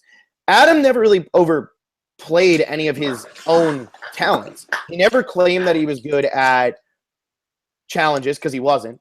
He never claimed to be that great of a strategist. He just kind of said, no, this has to be the move that happens. He was just working with people who didn't want to make the moves that he wanted to make, and he was able to kind of blend in. He never claimed to be the smartest guy out there. He never claimed to be the strongest guy out there. He knew when he had to navigate. He knew when he had to take a step back, and he knew when he had to get rid of certain people. Yeah, and I think we got to remember the name of this show. It's called Survivor, and he just wasn't ever really a threat. That's what I mean. That's the goal of this game, I think. If you're going to go out and play a game, just don't have people write your name down. Do that. Get to the end with, be nice. Don't be hostile. He was upfront about his moves that he made. He didn't do anything too crazy. And that's what you need. I think he actually getting votes. It's pretty impressive. How many? He got 4 total, right? I'll have to look. I think it was only 4. I think it was just at the one tribal that he got votes. Yeah. Well, wait. It was the one he got 1 from David, and then he got 3. He got him in the Taylor boot episode, not the Taylor boot episode, the Michelle boot episode. Michelle won at the merch. Okay. And gotcha. It was 9-3, I think, or 9-4, or 8-4, or something like that. Gotcha. 9-4. And he didn't play his idol there. So good job. Yeah. CVB. Honestly, at Final 5, I was so mad because I thought they were just going to let David win the whole thing. Not that he didn't deserve it, but I didn't understand why they were taking him out. In retrospect, that really was not that bad of a move by Hannah and Ken. And if you think about it, Hannah probably did play the best game. She controlled almost every post-merge vote. Still very happy for Adam. A unanimous vote. Could have made for a real snoozer like in Cambodia, but they edited it well. I kind of thought it would be unanimous, but they didn't make it obvious. I don't think Hannah controlled this at all. I think I disagree. I think we were shown her making a lot of these moves and stuff, but I think other people controlled a lot of these votes, like David and Zeke and stuff like that. Hannah did have a big say in these votes, but I don't think she was the kingpin by any means. Well, I mean, the Sunday thing, we got to give kind of full credit to Hannah. That was again, her. Yeah, was that a great move? That was her. But when this yeah, exactly. And then this is where it comes down to. Controlling the votes isn't enough. I think you have to control the votes and have like reasons for why you did it. And I think this is why Hannah ultimately lost, is because she says, oh, I want to get out Sunday. People in the jury are probably asking themselves, why is Hannah, kicking out Sunday when, you have David J still in the game? And then she takes out Brett when you have David without immunity, right in her sights. And what did Brett say? He's like about the Osama bin Laden thing. I mean, that analogy. Yeah. This is how the jury is thinking. And when she has to back up her reasoning, she has no reasoning other than I did it. I did it. Yeah. I went against Adam's plan. And just because you were in the right on the vote and you voted in the right way doesn't mean that it was a good move. And I think the jury kind of saw through that, because I can go around Survivors, flip-flopping and like, look, I was the deciding factor in that vote. You weren't, ha, ha, ha. But if I keep a threat in the game, then it's not actually a good strategic move. It doesn't make me a better player just because I was like in the majority of the vote. Yeah, I agree. Just because you vote out, you're voting with the majority doesn't necessarily mean you made the right move. Especially when it's a soul flip vote and it's all on your hands. Yeah. Like it's almost like she was voting against Adam just to like for the sake of going against Adam. That was like her only reasoning. Yeah. CVB, another fundraiser for Survivor people. Saku from Cook Islands got in a car accident, so they're doing a GoFundMe. The link's in here if you want to donate to that. I did not know that happened, but I guess it was pretty bad because they have a GoFundMe started. Johnny Talks Sports. Why do you think David didn't give his vote to Ken? I mean, if you really get down into the brain, why do you think that David didn't give his vote to Ken? I think David loves Survivor, man. He loves this show, and he knows how Ken's playing the game. He's going to get to probably play Survivor once. Maybe he'll get brought back. Actually, he probably will get brought back. But this is like, you're there. You don't know what's going to happen in your life. This could be your only time in your life to cast a vote for $1 million. It's a very rare experience. He could go out there again and not even make the jury because he's such a threat. You're going to cast your vote towards Ken? Mhm. Really? And I think this is how a lot of people felt. And older seasons, you can get away with voting for the guy you like and the guy that you voted with and you were in an alliance with and all these things. But when you're up here now and it's like everyone knows the criteria, it's like who played the best game. You can't – Ken played the best game to get to to win. He didn't play a winning game. And for David, who loves the game, he gave it to the person who played a better game. That was Adam. Yeah, I agree. Gregory Fuller, I'm rewatching Vanuatu and Amazon last month. Wondering, do you think they'll do boys versus girls again, or do you think that One World killed the twist? I think they'll do it again at some point. They always like doing that type of stuff. Any type of. I'm telling you, we're going to see everything come back. We might even see the One World twist come back. Which I think it would be cool. I got to say, I like the One World twist of it. The season sucked. Yeah. Johnny Talks Sports. Why did they dare bring back Sandra for Game Changers? They could have given her a spot to Bay, meaning Julia, I'm assuming. I'm sure we all know who I'm talking about. Yeah, I'm pretty sure you mean Julia. They had to bring I'm surprised Sandra came back to play this time, but I'm still interested. Her and Michaela are going to be on the same tribe. Those could be two of the lippiest survivors, intelligent lippy survivors to ever play the game. Exactly. That's a good distinction there because we said the whole time Michaela was being loud, but she would always right. She was always saying the correct things, and especially in those challenges. She even said tonight she didn't realize that her damn seashell thing was going to be the death of her. Yeah. Those seashells. Giovanni Rihanna, interestingly, Fabio, the previous winner of a young versus old season, voted incorrectly at his first tribal council, just like Adam, and both votes were 7-3. Wow. What a crazy world we live in. Giovanni just throws these things out there. Giovanni Rihanna, I thought Brett was a decent character, and I liked this moment with Zeke. I thought Brett was a lot of fun, especially tonight. I thought he was really fun.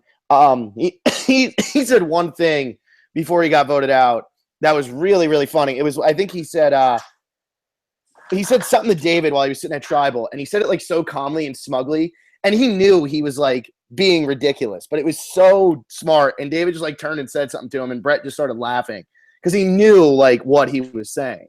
But I forget what it was. Yeah, I didn't catch that.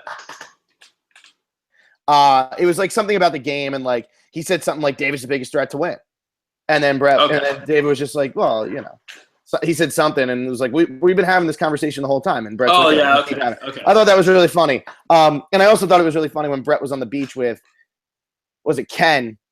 And I think Jay it was Adam, and like David went and walked away or whatever it was. And Brett's like, Brett said to Jay, what was your reason for voting them? Or what'd you tell them about voting me out? He goes, I said you're a bigger threat. And Brett's like, yeah, I said the same thing. Like, I just thought like his reactions were so funny and straightforward and just like no BS.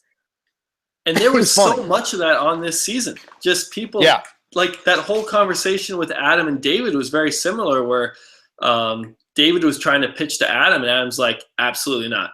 It's just like, no way. If you are there, I'm going to lose. And I did not come here to lose. And David just looked at him like, fair point, man. I get it. But what are you going to do? And I love it. I love this blunt play. I hope we see more of it because, it keeps people on their toes and it keeps people honest. Yeah. Real quick, I guess we can do these as like one-word answers for Giovanni Rihanna. If you want to give off one-word answers, Will, here. All right. I like that. Do you think Hannah's a poor man's Aubrey? Yeah. Okay. Was Ken decent casting? Yeah. Better than decent. Okay. Will David return to the game? Yeah. Is Adam the rich man Spencer? No. Okay. There we go. And then Giovanni says, Will is a fan of Jay. What do you think his legacy on Survivor will be? Oh, man. Yeah, I mean, I became really a Jay fan because I just wanted to like own the comment section of our podcast. That was my main reasoning. I don't know if I'm like the biggest Jay. I'm sure there's some like teenage girls that are bigger fans of Jay than I am. But he was fun, man. And again, I just like the whole Jay and Adam relationship was one of the highlights of this season. That's what he'll be remembered for. He contributed heavily to Adam's story, Adam's winner story. He'll probably be brought back, and I can see him probably being a villain if he's brought back, actually, because he does have a little bit of that villain tendencies, but he does he's a have villain, for sure. he does have those positive, charming qualities as well. So I think he's a fun character. He's obviously pretty good at the challenges. He's got a good head on his shoulders, but yeah, he was a great part of Adam's story. This was Adam's season. 100%. Johnny Talk Sports. Why would they put in Zeke over David or Jay for game changers? Why do you think that they went immediately for Zeke and not for somebody like David, who they knew was going to have such a big story on this season? Maybe I could see why they would put Zeke over Jay, but why over David, do you think? I don't know. I think Zeke's game got cut shorter, and we didn't get to see Zeke maybe reach his full potential. I think to have David come on a season and then have this like amazing arc where he's all the way over here and he just completely changes. How can you top that on the season right after? Like, what is he going to do on 34 that's going to really, I don't know, that's going to captivate fans? It's like we just saw that. But with Zeke, he was like this big threat, came out of the merge and just got cut off pretty early. He went out at 9. So there's more that we have yet to see from Zeke. And I much prefer to see Zeke play than David or Adam or Jay or Hannah or any of the people that made it farther and that we got to kind of see their full stories flesh out. Michaela and Zeke, I think, are the two perfect people to bring back. I kind of agree. I agree because they went out so early. Bones J, big ups to Adam. What a story. Glad he won, and what an end to a top 5 season. Screw all that Edgic stuff. No one saw this coming. I know you guys are down on game changers, but that promo got me amped for it. Tony and Malcolm are 2 favorite players, even though we know Tony is completely boned and has no chance to win. I know there's bad players, but I heard that season is fire. Keep keeping it real, fellas, and hope you guys get your crap popping. Yeah, I mean, I think we are going to get our crap popping at some point. Yeah, I agree. CVB, I don't think Jay not covering the puzzle was that bad of a move. Think about it. There are 3 numbers. You can't make that many sequences of it. By Jay not covering it, made the people lose the momentum they had built up to that point. Great reunion, by the way, considering Jeff had less than an hour and did a great job. Thought it was funny. The only 5 people he didn't talk to were literally the first 5 voted out. Thought he talked to Mari now. I don't think she'll ever return. This is a terrible move that Jay didn't cover the puzzle. It's not about momentum. All you have to do is copy and paste at that point. Yeah, but the person who did end up beating him was David, and it did take him 3, maybe even 4 looks to get it right. So do you think Jay runs away with this challenge if he has it covered? I don't know. I think David will still be right in the race. But you could look at it as Jay is less stressed out if he covers it. And because we have Jeff screaming down his throat, Jay, you blew the challenge. You blew the challenge. He leaves it uncovered. Yeah. And that might be in your head. And I think that probably had a bigger effect than the actual time that his opponents gained. Just having Jeff yell at you. It sucks. Yeah, because you just start thinking to yourself, you're blowing it. And I know you had that exact feeling in a much less stressful situation when you're trying to jump up. It was very stressful. And Jeff was much less stressful than to go to the final 5. And Jeff is yelling at you, and you just start feeling like I was having the same problem because I couldn't get the damn beanbag in. And I can't even imagine if it's for final 5, you're sitting there thinking to yourself, oh my God, this is my fault. I thought that was, I thought my Survivor dreams were crushed when I did not win the challenge with Jeff. But they're still alive in some ways. Yeah. CVB, I'm surprised how many people say Adam and Jeremy are similar. Their approach to the game was very different. Adam realized it was a game and played with people as such. Jeremy seemed very entitled. He seemed legitimately offended Kenny flipped on him and then went on to completely disrespect her. He acted like he was the only person who mattered. Adam was disappointed when people didn't vote the way he wanted, but realized it's a game and he's no more special than anybody else. And unlike Jeremy, realized people are playing for themselves and more people than just you. Wow. Yeah, I think the only reason there's this Jeremy Adam comparison is because of their stories with their families and that they both made it to Final Tribal Council and they both won, having explained their family situation in one of the later questions. So that's, I think, where you draw that. I don't think they're very similar players at all. I mean, Jeremy was like in control. Adam just kind of was in the majority, but he never had like the final 3 deal locked up. He was really kind of floating and he was working with the other sides at points. He had his own little pendulum strategy that he was trying to pull. And he also did a very good job of getting the votes off him. He played idols. He never needed to play an idol for himself. Jeremy did, right? Yeah. I think so. Okay. Yeah. Different players. Yeah. Definitely. Get my belly 12. So happy for Adam. Wasn't Zeke supposed to be on the next season of Survivor 2? Does anyone know what happened with that? Zeke is on the next season. Jeff even said like one of the two people. It will be Zeke and Michaela. Anthony Beam, my preseason winner pick 1. Adam's dad looks like Bryan Cranston. I really want to see Hannah play again. I still love her. Any players you guys want to see play again? Adam's dad did look like Bryan Cranston. It was really weird. I didn't notice that. He did. There's a lot of people in this season. Okay, I can see the Bryan Cranston, yeah. Yeah. Sheeta-san, what move did Adam do that Hannah didn't? Adam got credit for sending Dave home, but Hannah was talking to Ken about sending him home. Adam was on the wrong side of most of the votes. Great story, but game-wise, I don't think he deserved to get a clear sweep of the votes. What did he do that Hannah didn't? I think later in the game it seemed one. Yeah, but Hannah didn't have that opportunity. I think when the merge was going on, I think Adam, and maybe it didn't always work out for him, but he always tried to work with as many people as possible. You saw him go up to Taylor, and yeah, that didn't work out for him, but Taylor ended up voting for him, and he had a pretty good relationship with Jay, we saw. Jay was on the other side. He worked with Brett, and he worked with Sunday at the end of the game when they had been on the opposite side of the votes. He worked with Zeke early in the merge. So he voted with Chris.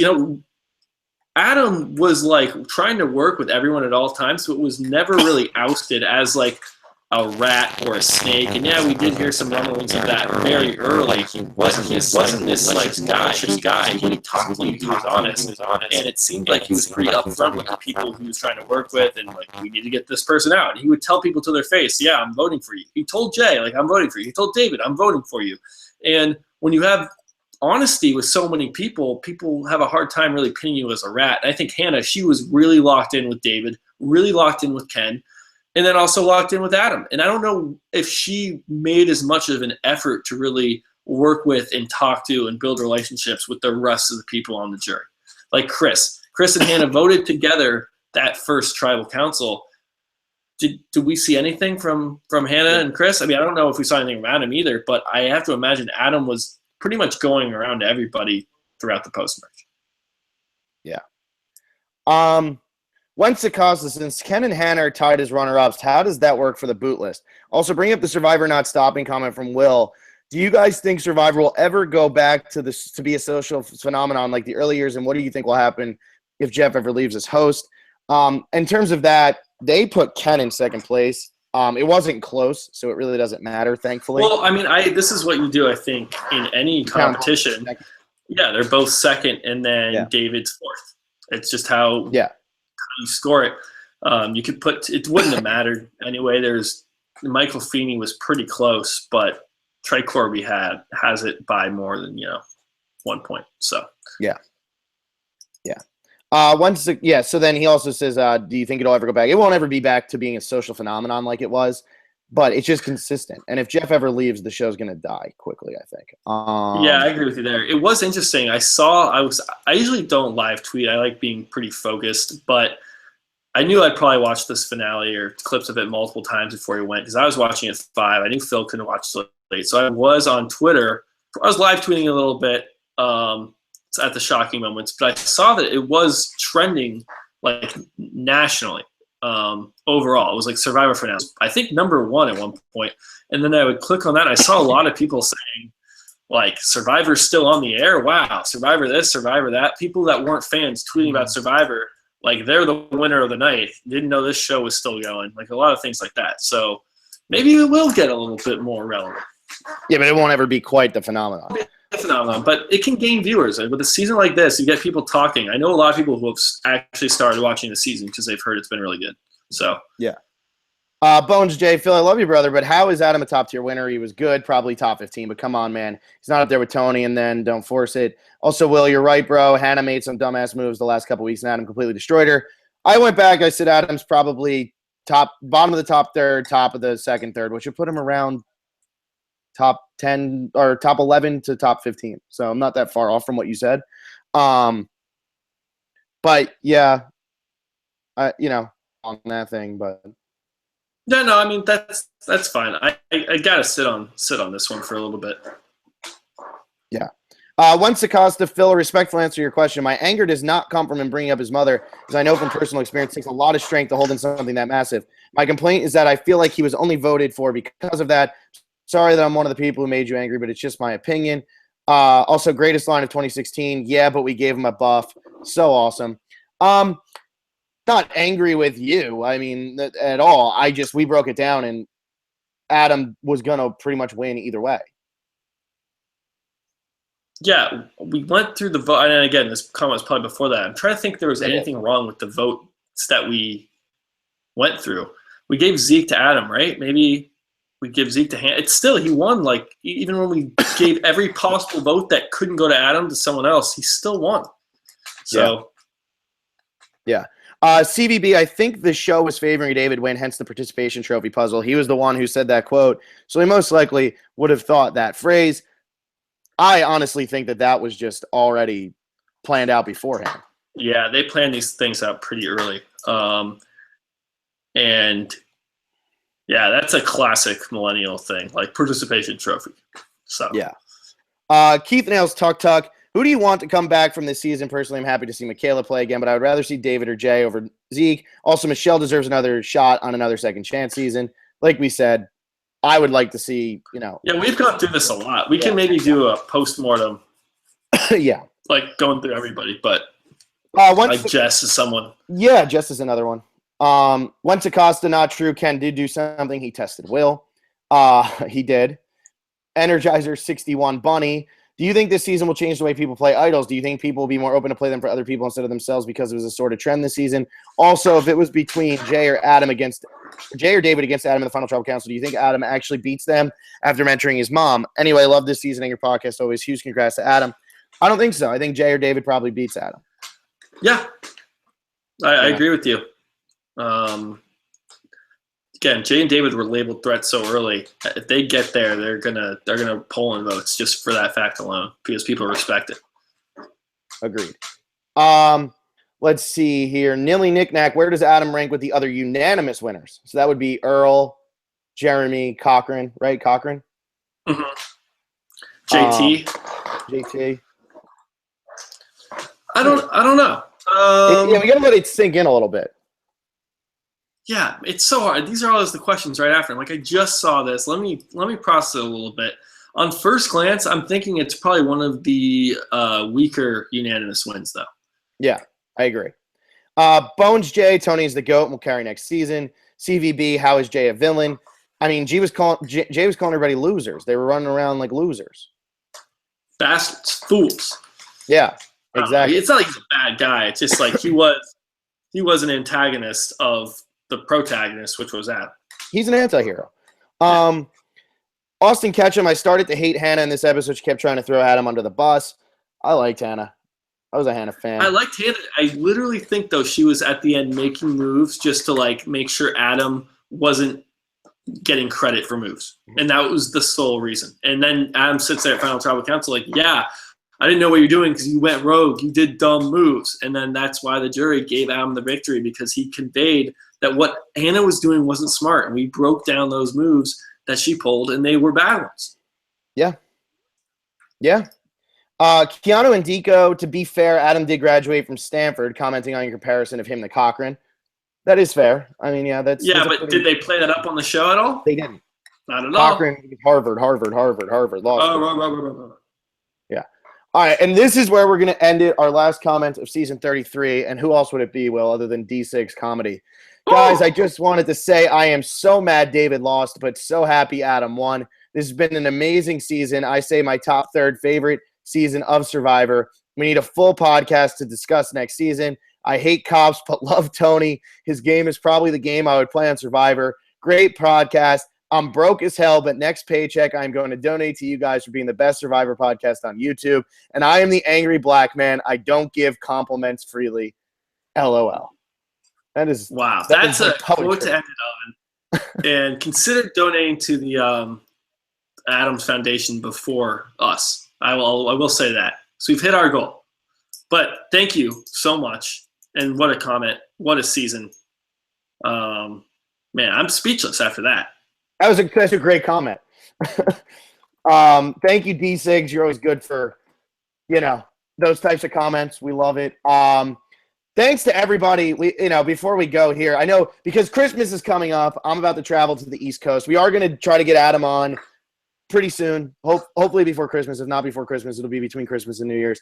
The season rankings will probably be in the new year. I know Alexa is packed to the gills for a while, and I know we want to have her on for that. But we went from praying that we would hit like 800 subscribers at the very beginning of the season and like thinking like maybe we could hit 1,000 by the end as like a pipe dream. And now we're at like over 1,200. We've been growing pretty steady. We've been getting pretty consistent views, and everybody, we put up that Kickstarter and hit it in 3 days.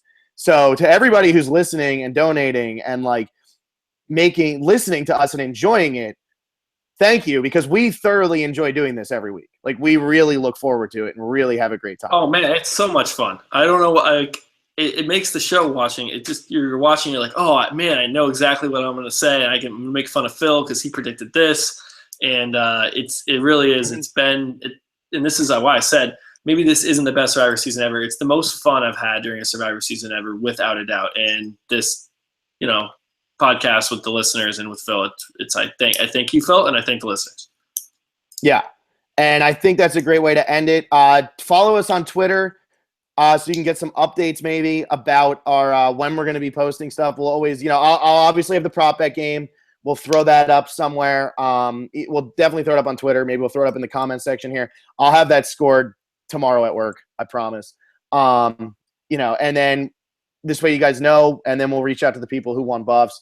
And we'll let you know when we're going to be back on live with our next podcast. Yeah, make sure to subscribe. And also a big thank you to Adam too, because there was like a Reddit post that we just saw, and he put in a good word for us on Reddit. And I think that's where a lot of our new listeners came from, and a lot of our growth can be, attributed to Adam. So to the winner being in our corner too, big thanks to him, and congrats to Adam one last time before we say goodnight.